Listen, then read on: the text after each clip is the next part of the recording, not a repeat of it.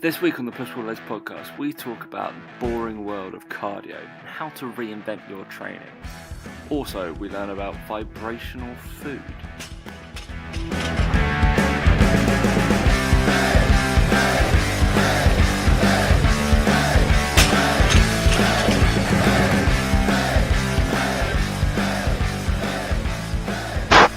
Three, two, one. I've got your 22p, mate. Hey guys, welcome to the Push Pull Legs podcast with myself, Dan Meek. And me, Tom Hall. It's going to be... Wow. That's my top zero right there. Opening straight away. I'm a pro, and mine's already open before recording. I took another one because you chatted so much shit before we came on live that I finished it. So well, and also we recently have found out that you can send money to each other via Skype. You can. Yep, or request it anyway. So I requested a penny. I'm still waiting on money from Tom. And then, I know I still owe Dan money, but decided to. I had my debit card blocked since the middle of February and haven't even noticed. So yeah, that's how much I need it. What happens, guys? We live in that penthouse. Obviously, I have Apple Pay and credit cards that I normally pay with. Yeah, and the money just leaves my debit account without me knowing. So I don't really know. Didn't realise. Yeah. So don't get all that cash back and points and stuff with debit cards. That's why my credit rating is lovely, Daniel. So you know that. Wonderful. Yeah, mate. What's going on?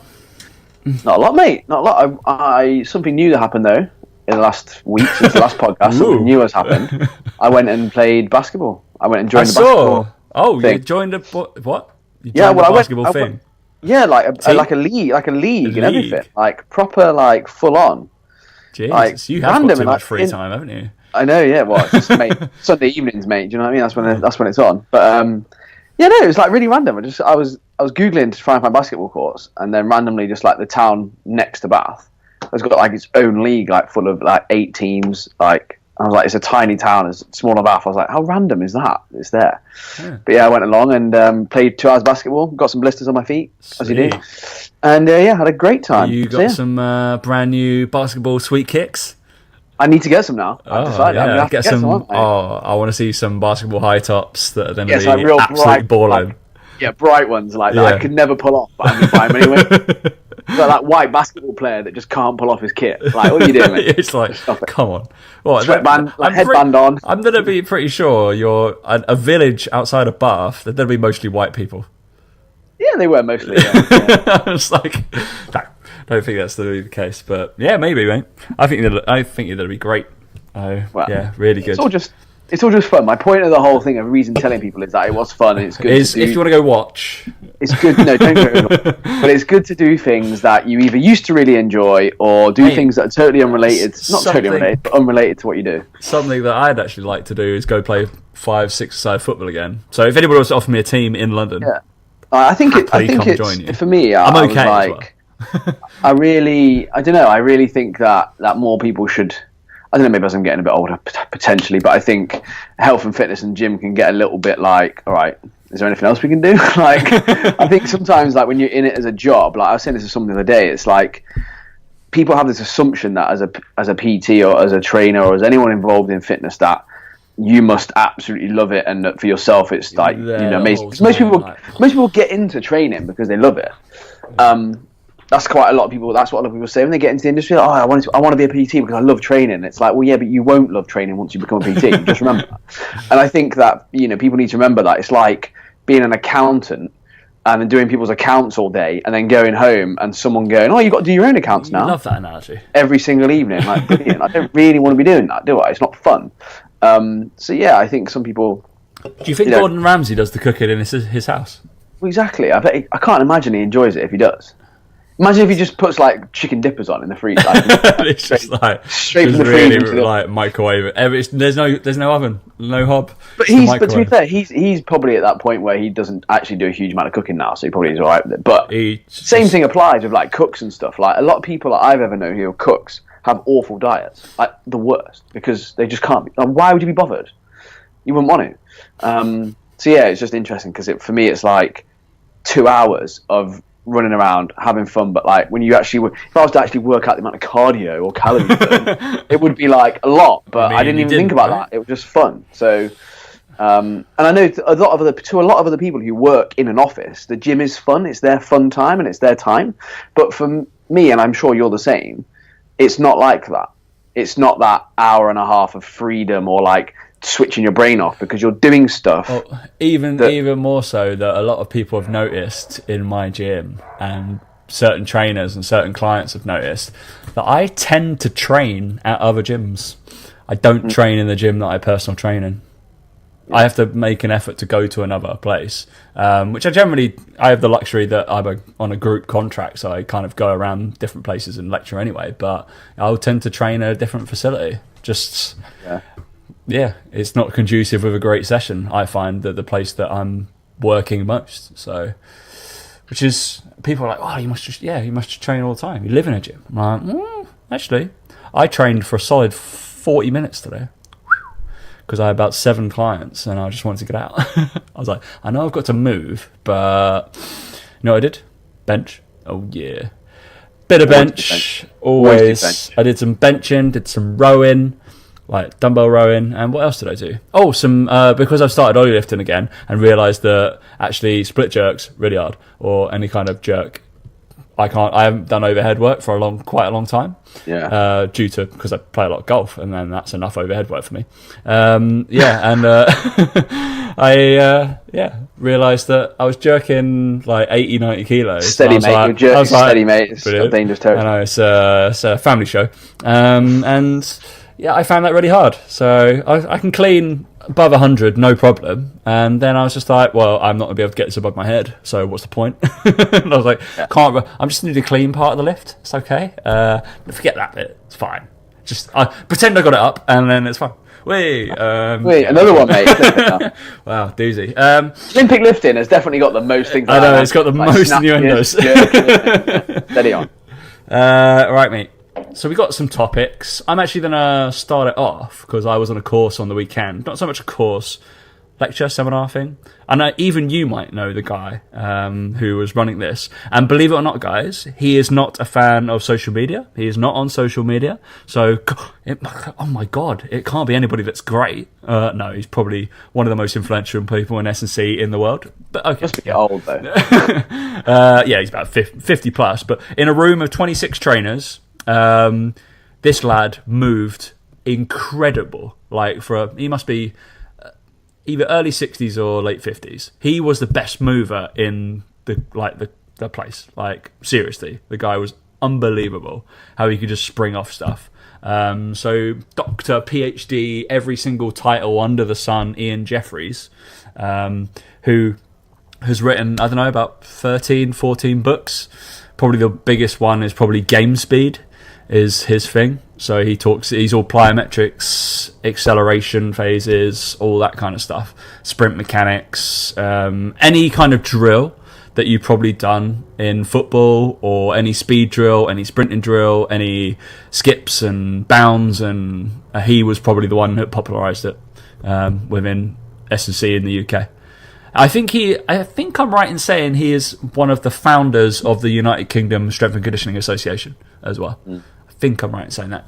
Over like 100 journal articles, absolute baller. And we met him on the weekend, and he came to third base because we're that good for bringing people in to train our trainers. 26 high performers, and me and Josh. Don't include Josh. And us, because I bet James Ralph was in his element, was he? James Ralph. It was quite funny actually, because obviously me and James. If anybody knows James Ralph on Instagram, it's JR Athlete's Edge. He trains professional athletes basically. So he trains pro athletes a lot of the time. Like he's got the guy who's the current like 400 meter world champion, or that lad who's Ralphie showed me his previous S&C program. I was like, "You're kidding, right?" He was like, "No." He's won the Olympic World Championship gold medal, and that was his program. He was like, it was awful. I was like, wow. What was he doing, like push-pull legs or chest day? Or, yeah, just hypertrophy, mate. Yeah. It was shocking. Yeah, he does a lot of Crystal Palace players. He's working for like Matheus de Ligt and all these kind of young guns. But yeah, it was quite interesting because they end up disagreeing on a lot of stuff. And I think Ian, because he's, no offense to the lad, there's probably some new stuff that's coming out, and he said he was like, yeah, I'm still influential, I'm still doing a lot of stuff, I'm still doing research, but I'm more coaching now and consulting, all this kind of stuff. But he was like, there's some stuff that's coming out of the States which I totally disagree with, and it's happening in the States at the moment. And then Ralphie takes a lot of stuff from the States, so he did his internship, I want to say at Stanford or Harvard. Harvard, wasn't it? Harvard, wasn't he? Yeah. So he did Harvard sports, didn't he? They're Div 1 or Div 2, aren't they, sports? So pretty decent, like unbelievable facilities. And then, but there's some stuff that he, disagree with. Also, me and Ralphie had the same lecturers, because we did, I did the bachelor's on his master's. I did a separate master's degree to him. But we both had the same lecture, so I mentioned him to Ian, and then I was like, "Oh, how'd you like our lecturer?" As Anthony Turner was our main guy, and he was like, "I don't know." I was like, "Jesus Christ, okay." Not don't mention anyone's name. Just don't mention anyone's name. He was like, "Yeah, not a massive fan." I was like, "Oh, brilliant. Okay, cool, wonderful." Okay, that's where all of my stuff from. So if I do anything wrong, blame him. So it was interesting, yeah. But Ralphie obviously loved him. Like, he's like one of the godfathers of it, all bounding and stuff. So go look him up if you haven't. He's written like tens of books. Like, so go look him up. Which actually decided me upon this next little snippet, Dan. I decided just to quickly, because we don't get this question very often, but every now and again it crops up, and it's, what books or what stuff did you read or have you read whilst you've been going through your career? Maybe, I don't know, you've ever had that? Yeah, I have at some point. So I thought, based off the S&C stuff, I would have a little snippet of books I've used or probably cited or flicked through or pretended to read. I'd say looked at the pictures. Looked at the pictures, gone, that looks about right. Sweet. I'm going to just drag and insert that little like figure 1. Oh yeah, put that in the appendix. Nice. So Ian Jeffries obviously got a lot of S&C books. So the ones that I was just going to go through, well, you got, say, authors, so people can go get these if they really want to. But Kramer was a big one. So Science and Practice of S&C, so strength training. Big one. Super Training is a big one. That's a bit nerdy. I know that. Very nerdy. Very nerdy. Guy called Mel Sif. And I don't know how this, I'm not even bothered. It'll be like the whole Alex Krajewski thing again. Advances in Functional Training, which is classic Mike Boyle. Starting Strength. If you're a PT and you don't know what that is, then quit. Just quit your job. Mark Ripto, and he's also got the Practical Programming for Strength Training, which is also Mark Ripto, and Andy Baker. Doesn't get any credit though. My lecturer. Obviously, I had to read his books. It's kind of paramount doing his courses. Advanced Strength Conditioning, an Evidence-Based Approach. He's the editor of Journal of S&C. That's why he kind of has to be evidence-based. And I think probably the one that had the biggest amount of influence on me was Human Anatomy and Physiology with Biomechanics of Sport Techniques. By a person. That sounds like a riveting read. Oh mate, it's absolutely amazing. By Elaine Marieb. But yeah, she's basically only does like physiology and all that kind of stuff. All the strength training core I kind of love, but I read probably more journals and make stuff off that. Anything. And all the rehab stuff I kind of is very much the same. And I kind of go towards people like Dr. Brent Bush for physio help and all that kind of stuff. Wonderful. Dan, any nutritional or your books that you might have, if you've got any? I don't know. I get asked all the time about nutrition books. And like the problem with nutrition books is that with obviously S&C and stuff, there's obviously certain things that have happened that there's been breakthroughs, people write about them and they kind of stick. Yeah. But the problem with nutrition is that like bar like the basic textbooks, like the fundamentals of nutrition, like the ISSN do one, it's a fucking absolute doorstop of a book. Like it's all just people's opinions, and we know that with nutrition people's opinions is not good, like really not good. So like I think Al-Aragon had one out, like the Lean Muscle Diet, but again it's more of a diet book. It's not really a we're probably not going to tell people to buy that one though. No, no. But like that's what I mean is like it's more like diet books rather than like this is nutrition or this is how I learn about nutrition. So that's why with nutrition you have to do more courses. Whereas with training you can probably read a bit more and go, right, well that is true. Like that's just physics. Like I know that to be true. The mechanics of that make sense. And in nutrition it should be like that, with calories in and calories out. But it's not. People don't talk about that because it's boring. Because it wouldn't be a big book, would it? Unless you put that. But I feel like with S&C, there's a lot more. I suppose there's a lot more application to someone's opinion. Whereas in nutrition, people's opinion is like, it wouldn't really matter what your opinion is. It's like find something that you adhere to or whatever. So. Yeah. It causes less controversy in the training world, I suppose, if someone's got a theory. Except that fucking Naudi guy, who's just a moron. Yeah, we haven't talked about him in a while. I did. Yeah. Somebody mentioned him to me the other, I think, of like 3 or 4 weeks ago. And I was like, oh my god! And I kind of like he's gone off the radar a bit. Naudi Aguilar. What's his company? Functional Patterns. And I was like, fictional patterns. Yeah, I was like, yeah, the guy that makes badass training videos. Yeah, I was like, his videos amazing, like seriously great. But yeah, tiny little guy swinging a thing around, very funny. Yeah, if you want some good crack, just go watch some of that. No, it's quite fun, or a good laugh. So no nutritional stuff. You're just no, genuinely like I wouldn't really recommend that many books. I don't. Any nutritional knowledge I've ever had, it's not been from books, it's been from courses. And I know Martin McDonald's got his tour on at the moment. If anyone's interested, I probably, he's a guy who knows what he's doing. He's spoken at Third Space. I've done his course. Likewise, Josh has got his course on. Again, like I think people do courses because with nutrition, even if you don't want to be a nutritionist, you just want to learn more. Like courses from reputable people are the way forward. And I don't know, maybe, again, I have got plans in the future at some point to do talks and stuff like that. Obviously, I don't do them at the moment. But, maybe in 5 years' time when me and Tom are still doing this podcast when we're grey and older, I'll be doing talks and I'd say come to a talk. But it seriously is, you learn a lot more from listening to someone that you trust and you enjoy. Much like I suppose Tom just said there about, you listen to people that you like in S&C. It's kind of similar in nutrition. Except for it's just a lot harder to take away and implement straight away. Like you'll go to a course of S&C and you'll come away with it and go, right, I'm going to implement this stuff because you can. Whereas with nutrition, it's like, well, you might require the right person or the right situation to try certain things. So it's a bit different from that point of view. So it is more, I suppose, good courses and reputable people, which again is a fucking minefield in itself, right? So yeah. Not that useful. Sorry, guys. I could be slightly more useful as well because we did just mention James Ralph and his Athlete's Edge. So if you go to JR_Athlete's Edge on Instagram, and he is a good decent friend of mine. So I do know that he has written an ebook, and I believe it is dropping. It is just dropped the day before this goes out. I think it's the Monday. It's out now, basically. It's definitely dropped. So go to his Instagram. I'm gonna tag him in the post when I put this up.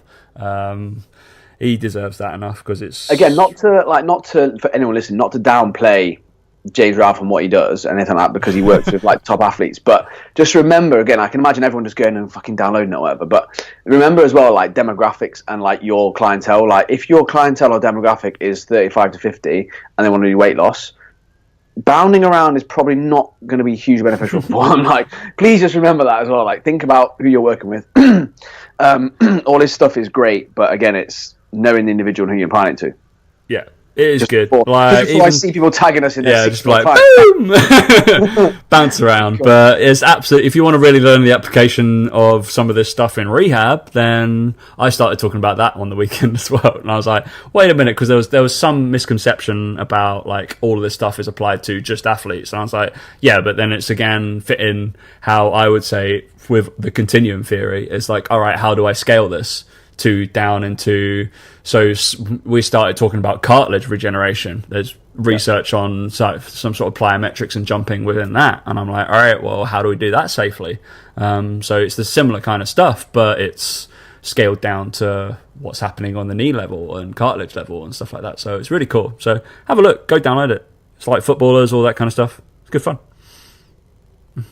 Nice. trying to get footballers to do any sort of athletic I maneuver. know, do it, mate. You can't get him in the weights room, so it is funny. That's obviously how James has like made a lot of his name, is that he's had people come to him because obviously the footballers that he works with have got their own S&C coaches if they want them, but they've gone to him privately and pay him, and that just shows you, like, if people go and have a look at his stuff, then message on that post that he said he's dropping that you want him on the show, because I actually have invited him on the show before to talk about what he does, because I find it quite interesting, but he is shy as hell and doesn't really want to talk about stuff. I was like, mate, you go, like, you know, a lot of stuff, clearly, like, it'd be great. But yeah, obviously me and Dan aren't very shy, so I was about to say, well, to be fair, he's going to be the smartest guy on the course. I know, so don't worry about that. It's just you got me and Josh just like blah blah blah blah. No, this is right. He's just sitting in the corner like, oh, I wish they'd shut up. But yeah, it's fine. All right.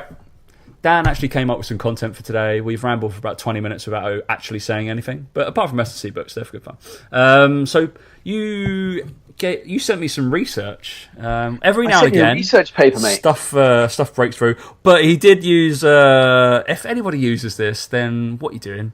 Facebook Messenger. Dan popped up. It's usually just like really random. Like, I think like you're at the top, right, and then the next one down is somebody who's. Good evening, Tom. We've launched a new franchise called H3. I don't know what that means. And then, hey, Tom, thanks for connecting. I saw that you're a coach. That's really awesome. Wasn't Ben Cooper. And I like connecting with coaches. Looking forward to your reply. Obviously, I blanked them. How long have you been a coach for? Right. Tom, I think this just shows people how few friends you have. I don't use Messenger at all. You don't have any friends, mate. That's why. Yeah. Don't worry about it. But all right. But yeah, basically, the research I sent Tom some scientific research that actually shows. I'm going to pull it up on my computer while I describe it to you. But basically, shows that as a personal trainer. Do you want me to say the title, mate? It would be better. You can say the title if you want. Yeah, it's up to you. Is what you see what you get? Doesn't really tell you anything, does it, mate? Brilliant. Perceptions of personal trainers' competence, knowledge, and preferred sex of personal trainer relative to physique. So basically, in this research, again, you can only see the abstract, and it was published by. It was published by. Have you got the actual full thing? Have you? Yeah. You're a society member.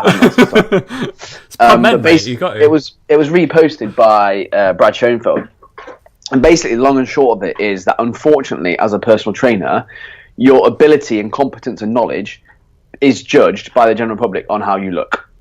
That is what the study found, basically, is that PTs who are muscular or generally have lower levels of body fat were perceived to be significantly more knowledgeable and competent than their non-muscular peers. So I'm fucked straight away.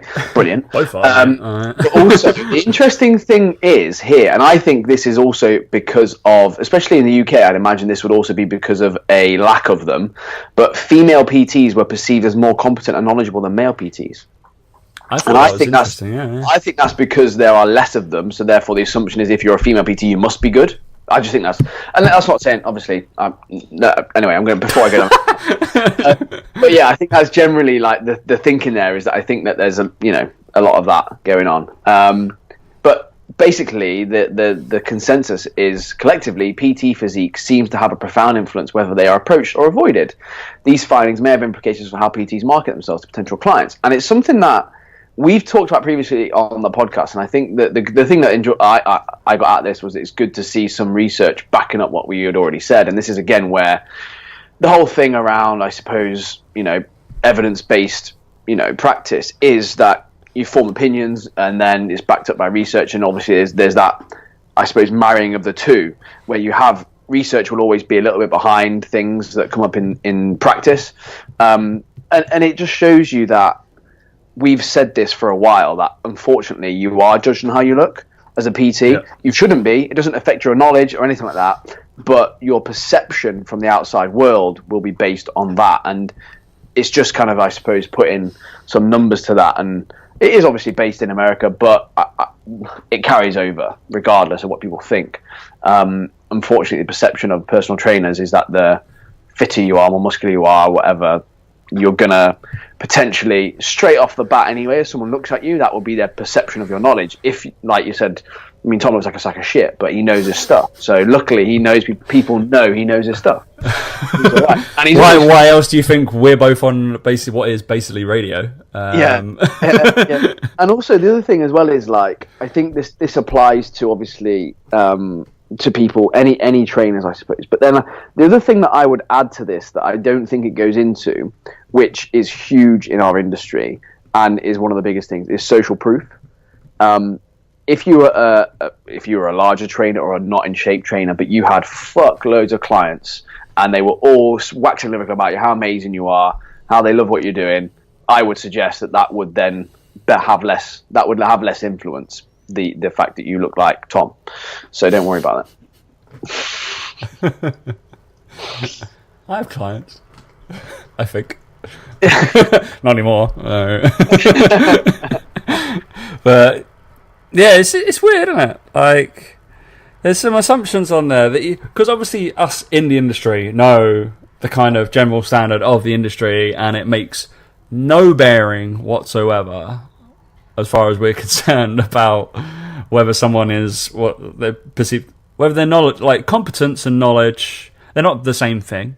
Competence is the ability to get your client to do stuff which is relevant to their goals, really, without injuring them, I'd assume, or making them lose weight. Just basically achieve their goal in the best way possible, I'd say. Competence. Knowledge is having the actual, like, I don't know, accreditations and education and practice to put that to their client. And it just makes no sense that someone that maybe a larger individual wouldn't have both of those over a more muscular individual. They for sure. Well, it's not even that, because it could be perceived like a larger individual could be a strongman or something like that. So they have way more competence and knowledge within that field. But then I guess they'd have clients that they were going down that way. Yeah, so it's interesting. It obviously, but they do explain that they have to think about this for marketing. These findings may have implications for how PTs market themselves to potential clients. So what we've said is we generally get clients that are very much similar to ourselves, and I've had clients say they like training with me because I don't, in a kind of backhanded compliment, I'm not massive, or like I'm not a freak, that kind of thing. He's like, actually, you're in shape, but you're normal. So whenever we look at that sort of stuff, I 100% agree. I think if you market yourself as you'll attract people who want to work with you and all that sort of stuff. I just think that we have to be smart enough to understand that there are millions of people out there who walk into gyms every day, and like, our select people who follow us, our select people that work with us, are just that, a very select few. And that we're talking about the majority here. We're talking about the majority of people who would walk into a gym. You would ask 100 people, which of these trainers would you want to work? Would you work with if you could afford it? Blah blah blah. Again, that's all this research is. It's not anything, saying about demographics or understanding demographics, or someone might have, been 40 stone and now they're 15 stone, and that's a huge, amazing story that they help other people who do the same thing, but they still might be perceived to be overweight. Now, there's all these caveats to it, and there's all these what ifs, and my demographic, this demographic. The fact is, the majority of people would have the view that this paper's found. That's the overriding fact. It's like if we were to have a choice between two lawyers, and we were sat there, one was scruffy as fuck and the other one was sat there prim and proper and smart in a nice suit, and they both cost the same, you'd go with that guy. Yeah. Most people would. Like, I think that's the other thing you have to remember here, is a lot of people walk into gyms, go, right, PT costs this much, same as this guy, well, I'll go with that guy because he looks like, it's just what people would do naturally. And I think it's why a lot of the time, like you say, in the online world or whatever, you have a specific niche, it's very, very useful to have that, because you'll attract those people who want that niche. Likewise with third space, I would argue a lot of the trainers in third space would all be similar to yourself, Tom, in that they would be non-intimidating. That's actually a good thing, to be non-intimidating, to have social skills, to be able to have empathy with these clients. But the third space is a unique gym. It's not we have had that previously, where, believe it or not, some trainers, this happens in certain fields, that sometimes they put on pictures and stuff on their CVs, right? And obviously, with trainers being how they are, if we have your CV and we have your name, chances are we can probably find you on Instagram or Facebook, and we do that for every single application. And if we see someone who doesn't fit the brand on that, we're not going to go with them. So, which is an interesting thing, right? We're not even getting past the first stage. You wouldn't even get a call back. But I think there's also a reason why, especially when I was at the third space, like with all the same thing, some people have body composition goals and stuff like that, and I might have got a bit leaner, but I was no way fucking big or intimidating anyway, apparently. But is that there's a reason then, I believe, that the third space had a penetration rate that it did with the members that would then train. It was, I think when I was there, I remember something stupid like 25%, I think. Yeah, we're a little bit lower than that now, but it's because there's so many members. Yeah, so that's going to happen. But even still, I would suggest the third space as a group would have the highest penetration rate of most gyms, especially of any gym in commercialised gym, because they're obviously PT like gyms or whatever, blah blah blah. But obviously, and I think that's probably in commercialized gyms and again the price point of third space and the locations of third space, they would, again, there's people that go to the gyms are smart enough to know it's not all just about someone looks. They would delve deeper into, well, what do you do? What's your qualifications? I need a referral, like previous results from people. But when you look at the bigger picture and think about all the pure gyms, the Snap Fitnesses, all these sorts of things, unfortunately the perception is always going to be, how does someone look? Again, Joe Wicks wouldn't be where he was if he was 20 stone. He wouldn't be. No. That's a fact. And I think it's just, regardless how nice a guy he is or his niche, he wouldn't be able to reach the millions of people he does. The reason he reaches the millions of people he does is because he's in shape and he's not overly big, like you're saying there. But I think that when you look at the research, it's not about being overly big. It's about having a certain look. And we would all fit that look. I know we joke, but we probably would. So yeah, I just think it's worth thinking about. Like, again, I'm not saying I fit that look. Bearded, 2 earrings, madness. Yeah. Yeah, mate, when you roll your sleeves up, you look like you've got some sort of an bicep and tricep. So you're all right, mate. Never train them as well. Madness. That's how bad your pulling and pushing is, mate. Your bis and tris. I'm just ollie lifting now, so no tension. Yeah. But I just think it's worth thinking about, again, like, just as a trainer, if you are a trainer or whatever, just think about that and just think about what your niche is, who you're going after. If you're going after a certain niche, a specific niche, or you just want to be yourself, just be yourself. I'm not 100% that will work. I like the female PTs were perceived more competent. I think it's quite interesting. In my however many years of an educator or mentor kind of person now, probably been doing it for about 3.5 years. I have no statistics to back this up. Sorry, it's not completely evidence-based, totally anecdotal. But from people I have taught, females tend to ask better questions about things that we're discussing. Yeah, it's because blokes just get how much you bench, mate. and you go, oh, shut up, mate. Only 100 kilos. Shut up. Yeah. My weakest lift. I'm deadlift, though. There's a massive, generalisation. But yeah, I found that. They're generally a little bit more engaged, maybe. Or they're just like looking at me like, this guy. I basically am not the, for the guys, just they don't deem me competent or knowledgeable because I'm not big. Exactly. Like, what's this guy doing? This guy can't teach me nothing. He can't bench over 100. He's got a broken hip. He's meant to be a rehabber. What's going on? It's like, yeah, but I'm constantly rehabbing, so I'm constantly updating my mind. So it's fine. Yeah, very strange, but it's an interesting topic, isn't it? I just think if you've got, if like with me, like I use it to my advantage. The fact that I'm not big, I'm going to attract people that aren't as big. That's just, use it to your advantage. Just stand as close to the camera as possible. That's what you do. Yeah, exactly. Use the angle. But then you can relate to people who struggle with then being the smaller people, right? But again, I'm just talking about, it's just the science, it's just the majority, it's just all that sort of stuff. Don't shoot me down, don't get knickers in a twist. It's just what this is saying, that the general perception is that, and unfortunately that's the case, like just the way it is. Well, Journal of S&C research, March 18, 2019. It's pretty recent, mate. 2019, March 18th. That was like 3 days ago. There you go. It's current. Mate, we are current, on point.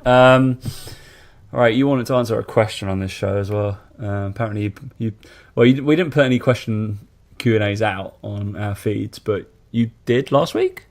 Well, one of our favourite listeners asked me a question, and I said I'd cover it. Yeah. Hey, Josh. No, I didn't say co-host. Do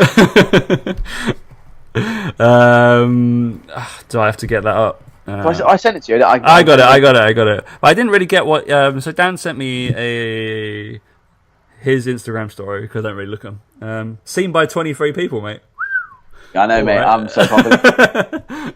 Surprised you got a response. That's how quick Hannah was with her question. Straight in there. I know. Yeah, we're steadily rising to 25 by the end of that day. What aspect...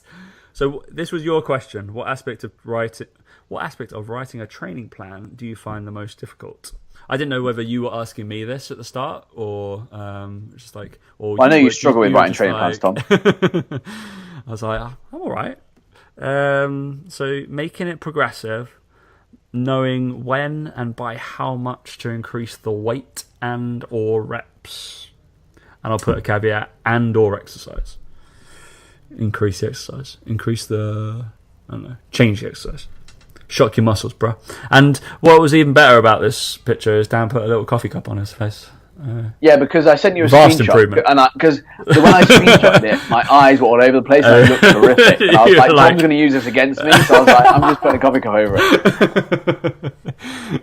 I've never seen anybody really use those coffee cups. They're like really random on. No, but I couldn't put anything else on it. I couldn't. Really? It was the only thing that would go over the top of it that worked. And I was like, oh fuck it, I'll just send it. I put a head on somebody else's head the other day when we were I don't know, not compared to somebody, put with Mr. Coomber. I put a thing on his face. Vast improvement. Well, I just put the coffee cup on it. It was just easier. I gave him a Lego head. It was great. Yeah. So, yeah, massive improvement. But yeah, making it progressive, knowing when and by how much to increase the weight and or reps. So if anybody has an issue with this, I guess Dan's an answer it. I do enough programming. Oh, brilliant! Well, I think the reason I said I would answer on the podcast is because it's so many variables and so many things that you can utilize to make it progressive. So, for example, over a 12-week plan, you could, in terms of volume, you could progress it where the first 6 weeks you might do 3 sets of 8, and then in the second 6 weeks you might do 4 sets of 8. So you've therefore increased the amount of volume you're doing, and that's progressive by definition. And then it could be within that you do the first week you might do 3 sets of 8, and then you might go to 3 9s, 3 10s, 3 11s, 3 12s. Therefore you're making it more progressive as you go through by adding more volume. The weight might come down that you use potentially depending on your energy status. If you're eating enough calories, that should be doable. You can also do things where you go, right, you might do 3 sets of 8 consistently for the first 6 weeks, and you might say, right, but the last set's an AMRAP, and you might say, right, on the last set you do as many reps as possible. So the idea being on that last set, you're obviously going to hopefully do more reps over that time. That is being progressive. You don't have to therefore change any of the weights in that program. You might just use the same, and then you're focusing on that last set of the AMRAP, and that's where you're getting your progression each time. So that's a way of making it progressive without really changing the weights. And then there's a way of obviously changing the weights and going, right, well, you might say that so you would do 3 sets of 8, and let's say you're doing shoulder press with 10 kilos, 3 sets of 8. And then the next week you might do 2 sets of 8 with the 10s and then 1 with the 12s. And then the next week you might only, on the second set you might do 12 kilos but only manage 4 reps. So you put them down and pick up the 10s and do another 4 reps. Almost like a drop set, but still keeping it quite difficult. There's so many ways that you're making it progressive. And with training plans, I think the problem that people find is that they try and make them and write them to be progressive, when actually the intensity which you train at is the progressive thing, is you pushing yourself each session, that you're making it progressive. The training plan itself doesn't need to be progressive in the sense that it goes up in reps or sets over the weeks. It's literally just you then pushing as hard as you can on that last set for the AMRAPs potentially. It's a progressive training plan. That's why it's so hard to answer in an Instagram story about how to make it progressive, because there's so many ways to do that. It depends on your goal.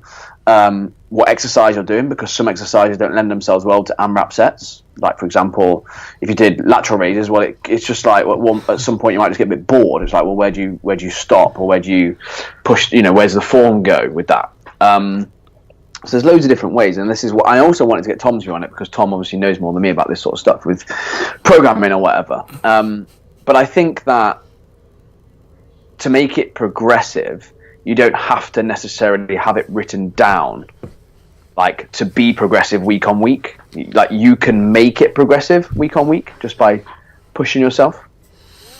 Yeah, it's a weird one, isn't it? Because there are so many different variables, like you just said. So, obviously, Billy Basic stuff is adding a rep, adding a set, adding a load. And in that order is how I would do it. Because adding one rep, generally on speaking, adding one rep is going to be less volume load over time. Obviously, incrementing weight can be, for newbies, pretty easy. So if you're a newbie, go weight. If you're not, go reps, sets, weights. Really, basically. Then I tend to, probably guys that have been training with me for a year and a half, I tend to progress equipment a lot more instead of load or any kind of reps or anything like that. I would leave a lot of stuff very, very, very, very similar. And instead of, he'll probably listen to this right now, a lad called Alex, who's got pretty much exactly the same training plan that he's had for 3 months. It is nearly exactly the same, barring a couple of reps. But I think nearly, I'm going to say 75% of the exercises are all the same movements, just with slightly different pieces of equipment. So they're going to be slightly different angles, slightly different grips, slightly different offsets, all this kind of stuff. For us, it's great because he enjoys that kind of training. He knows what he's doing. He's in and out. He's 3 times a week. Boom. For other people, that might be a bit boring. I don't know. But it is very progressive, and he'll start low and end up in 3 months. That's the progression. I'm asking somebody to go over 3 months of training without really stopping. Maybe you have a chill week after 6. That's about it. So that's equipment based. I think the big in this question is, I think making it progressive, I think we can all do.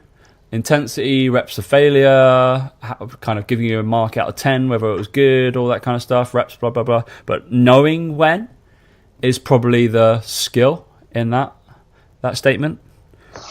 I also think it's but I also think, like, because Hannah mentioned it, she messaged me and she was like, basically sign up for online coaching with me, and I was like, well, I was like, that's the other thing, is like, people try and do it themselves and worry and stress about all this stuff so much, but yet they never stick to anything. They'll write themselves a 12-week plan, and they don't stick to it. I mean, we do that. We could both sit here, and me and Dan can write each other or ourselves the most perfect plan ever that will, for us right this moment, and be like, oh yeah, I'll do that. Guarantee, because we're accountable to only ourselves and each other. Maybe we won't do it. No. and it's that whole thing of, like, I think I do it all the time. Like, I've just written myself a training program now, right? And I've not even written out any of the weeks. I've just gone, right, these are the exercises I'm going to do, and I'm just going to see how I feel for 2 weeks doing it. Because I know if I wrote out every single rep, set, and progression, I wouldn't fucking do it. I'm going to try each session first, just do 3 sets of 8 to 12 reps, see how I feel, whatever, blah, blah.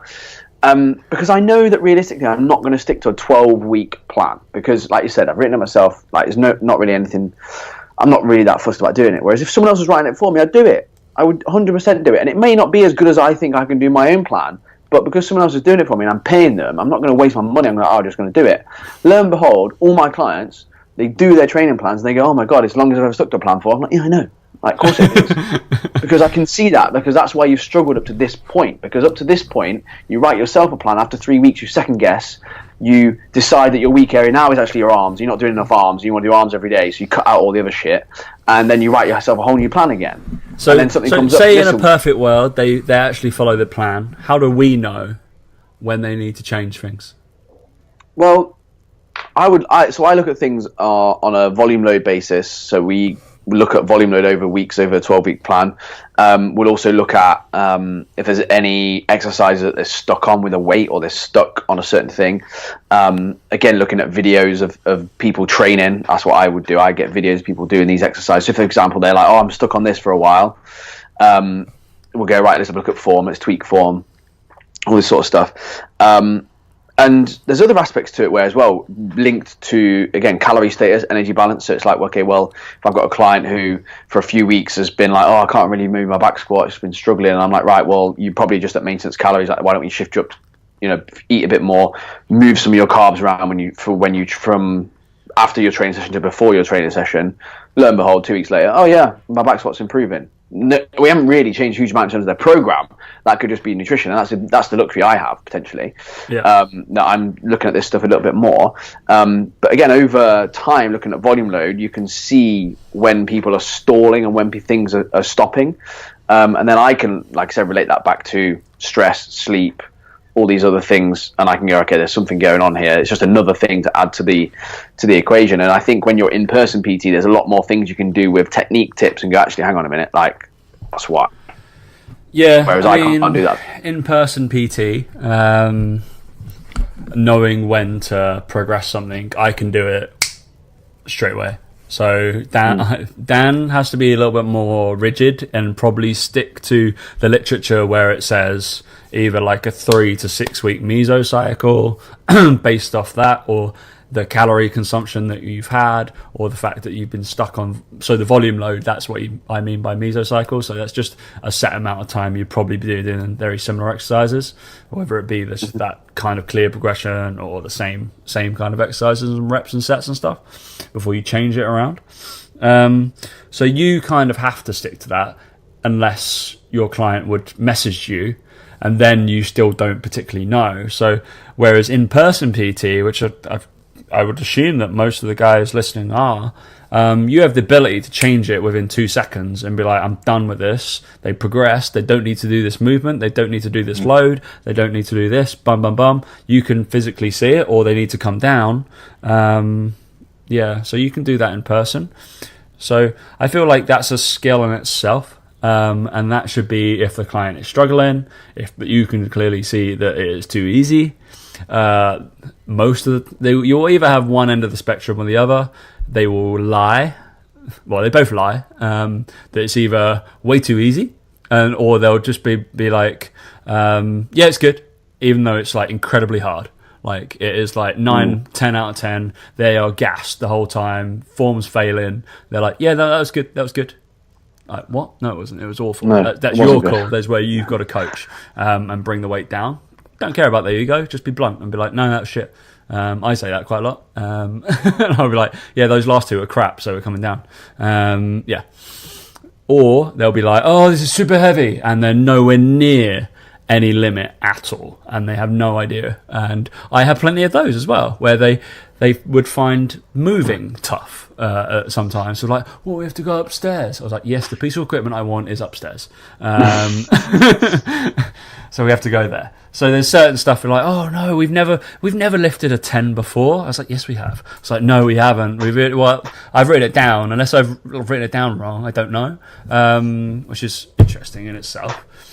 But so knowing when to do that is based off the client, really. If you're doing it yourself, I know when I feel like I can push myself, and 100% that's day to day. My general rule of thumb, if you train 4 times a week, people have definitely heard me say this: 1 will be fantastic, 2 will be mediocre, and 1 will be crap. Just law of averages. That's what's going to happen.